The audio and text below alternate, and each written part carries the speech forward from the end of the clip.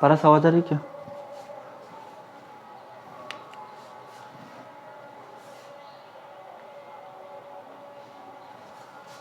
Last वाला है solution number 19। तो सारे क्वेश्चंस आंसर की मैं चेक किए थे ना, सभी के आंसर सही थे ना? ठीक है, अब 19 वाला देख रहे हैं। If a and b are two collinear vectors then which of the following are incorrect। तो ये 4 स्टेटमेंट दे रखे हैं, तो इन चारों में से कौन सा स्टेटमेंट गलत है, ठीक है, तो वो हमें बताने हैं। तो कोलिनियर वेक्टर्स की बात हो रही है, तो हमने ये कंसेप्ट पढ़ा था, if two vectors A vector and B vector are collinear then the following cases we can discuss. पहला केस कौन सा है? ये ए वेक्टर, ये बी वेक्टर, ठीक है, यहाँ पे A vector is equal to क्या है? बी वेक्टर है। सेकंड केस कौन सा था? ए वेक्टर और ये हो जाएगा क्या? माइनस का बी वेक्टर, तो A vector is equal to minus का बी वेक्टर। डायरेक्शन ऑपोजिट है और मैग्नीट्यूड क्या है? सेम है। ए वेक्टर और ये क्या है? बी वेक्टर है। तो यहाँ पे क्या है? ए वेक्टर क्या है? इसकी डबल है, तो 2 टाइम्स ऑफ बी वेक्टर। ये बी वेक्टर क्या है? ए वेक्टर का डबल।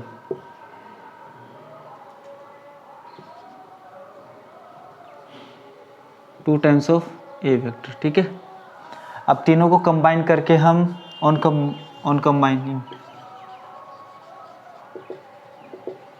हम ये लिख सकते हैं ना, A vector is equal to lambda B vector, और क्या लिख सकते हैं हम? बी वेक्टर को लिख सकते हैं lambda A vector, where lambda is any scalar. ये हमने सीखा था ना 10.1 में। अब एक एक करके हम चारों के चारों केसेस लेंगे, ठीक है, ए बी सी डी चारों ऑप्शन लेंगे और आपको बताना है कि कौन सा ऑप्शन करेक्ट है, कौन सा ऑप्शन इनकरेक्ट है, ठीक है। जितना आपको पता है, जितना मेरे को पता है उसके अकॉर्डिंग, और जितना एनसीईआरटी में दे रखा है उसके अकॉर्डिंग। ऑप्शन पहला है B vector is equal to lambda A vector है, ठीक है। तो देखो यहाँ पे क्या है? Since B vector is a scalar multiple of A vector, और ये तो डेफिनेशन में बोलती है। तो बताओ पहला जो ऑप्शन है वो करेक्ट है कि नहीं? बताओ। इसलिए A vector and B vector are collinear. So तो हम क्या बोलते हैं? ये क्या है? करेक्ट है। तो अब इसका कोई यहाँ पे काम नहीं है, तो मैं इसको हटा देता हूँ यहाँ से, ए वाले ऑप्शन को रफ कर दूँ ना इसको, ठीक है।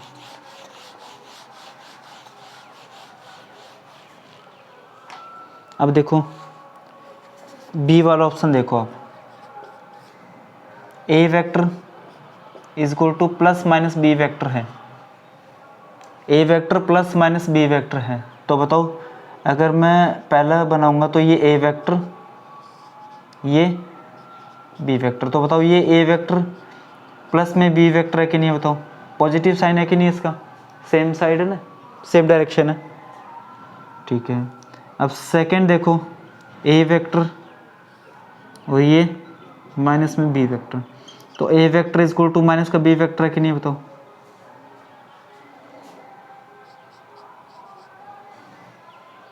हम ये लिख सकते हैं यहाँ पे in both situations both vectors are parallel to each other. तो बताओ अगर साइड ऑपोजिट है या फिर साइड सेम है तो दोनों वेक्टर पैरेलल होते कि नहीं होते बताओ।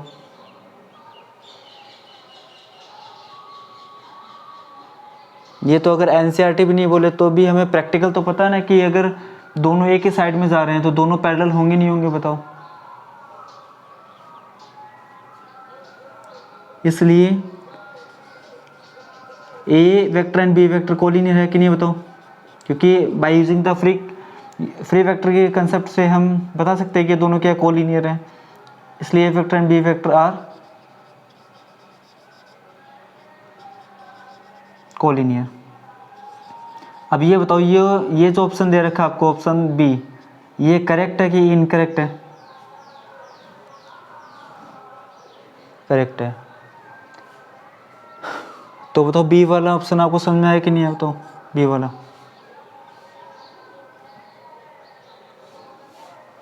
ठीक है। अब मैं देखो इस पूरे को रफ कर रहा हूँ, ठीक है, इसको रफ कर रहा हूँ और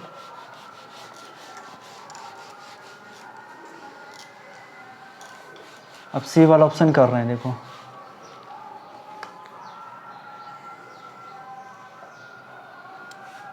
सी वाला,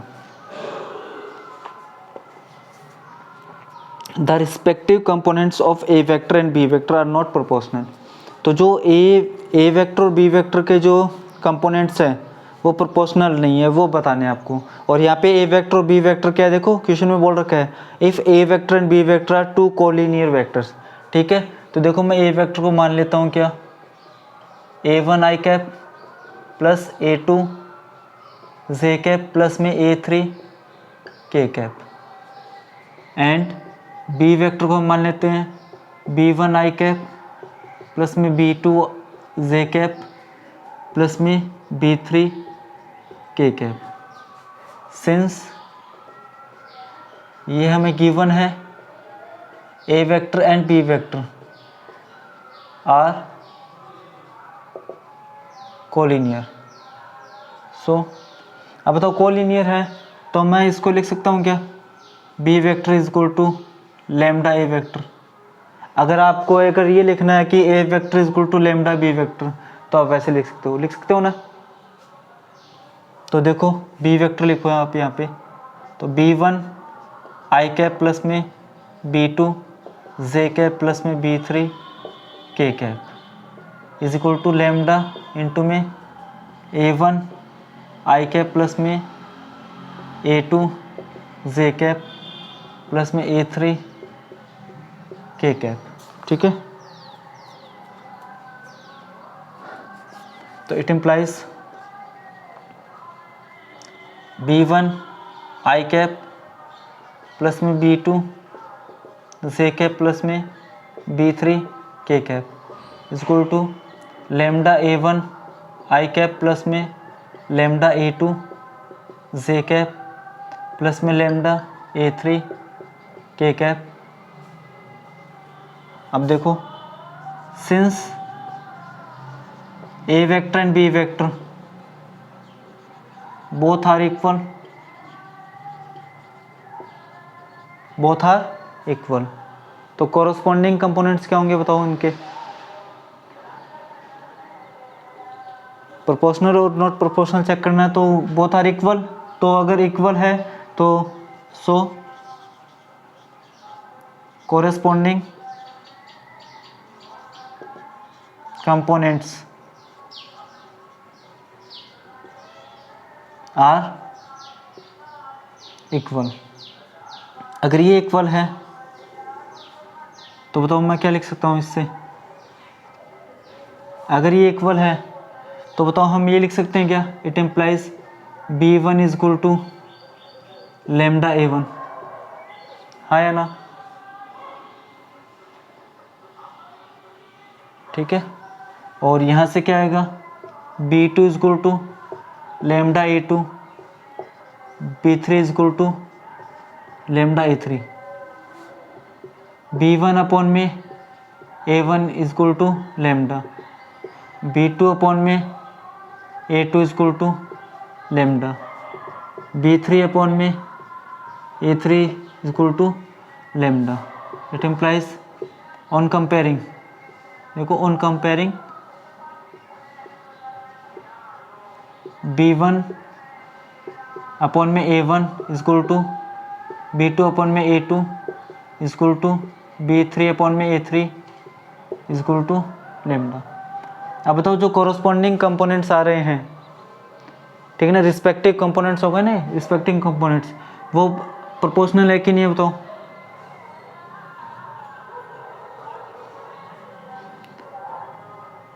here respective components, respective components of A vector and B vector are proportional.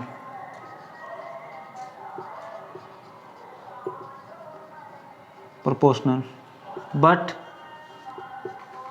according to option C, option C, respective components are not equal।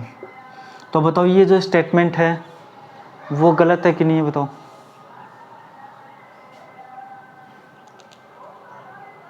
ठीक है, तो ये क्या है, इनकरेक्ट।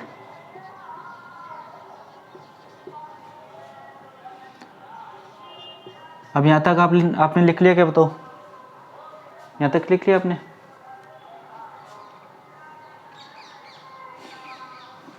अब डी वाला पढ़ो और मेरे को बताओ कि ये वाला जो है वो गलत है या करेक्ट है या फिर इनकरेक्ट है, बताओ।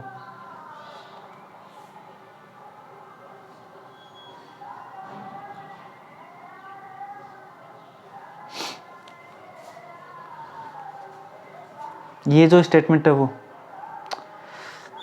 गलत है, कैसे गलत हो सकता है?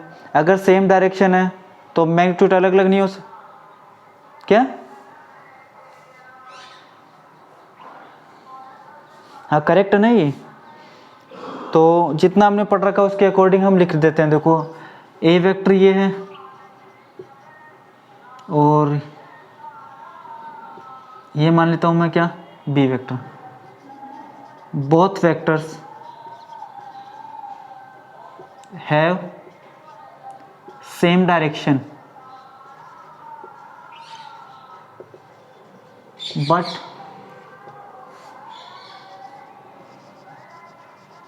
different magnitude।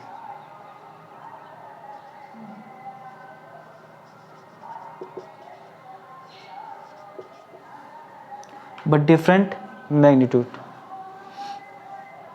and also parallel to each other। तो अगर डायरेक्शन सेम है तो मैग्नीट्यूड अलग अलग हो सकता है, और ये इसलिए A vector and B vector are collinear. तो ये भी क्या है, करेक्ट है। तो मैं यहाँ पे लिख देता हूँ hence option C is the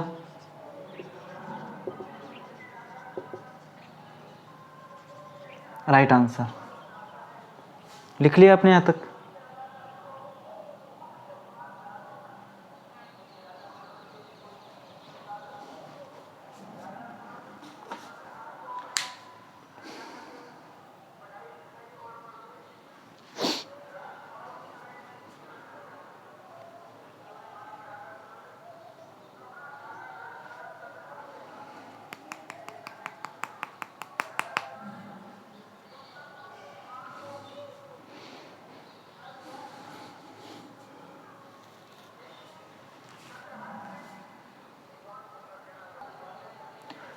अब आपने आंसर की को चेक किया क्या?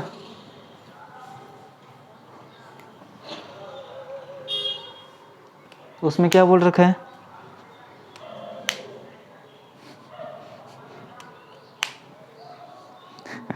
बी सी डी तीनों के तीनों क्या है? इनकरेक्ट है। तो जो भी एनसीईआरटी में गिवन इंफॉर्मेशन है और जो भी हमने सीखा है उसके अकॉर्डिंग बताओ कि बी और डी इनकरेक्ट हो सकते हैं क्या?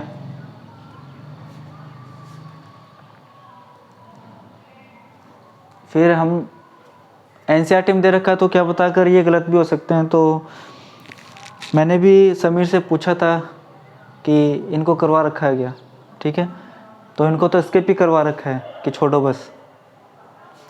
तो आपको क्या करना है, YouTube के चक्कर में तो पढ़ना नहीं है कि YouTube पे जाऊंगा मैं एक्सप्लेनेशन देखूंगा उसकी, ठीक है, YouTube के चक्कर में मत पढ़ना आप। पारस तेरे को क्या करना है, अगर ये करवा रहे हैं तेरे को तो सर को ज़रूर पूछना है कि सर 19 वाले क्वेश्चन में जो हमने किया है, ठीक है ना, मेरे हिसाब से मैंने एकदम सही करवा दिया है। जो हमने कर रखा है कि बी और डी और ए ऑप्शन वो करेक्ट है और सी वाला सिर्फ इनकरेक्ट है। तो क्या आपके पास कोई दूसरा एक्सप्लेनेशन है क्या जो ये बोल दे कि बी और डी भी इनकरेक्ट है? तो पूछ लेगा ना वो पारस।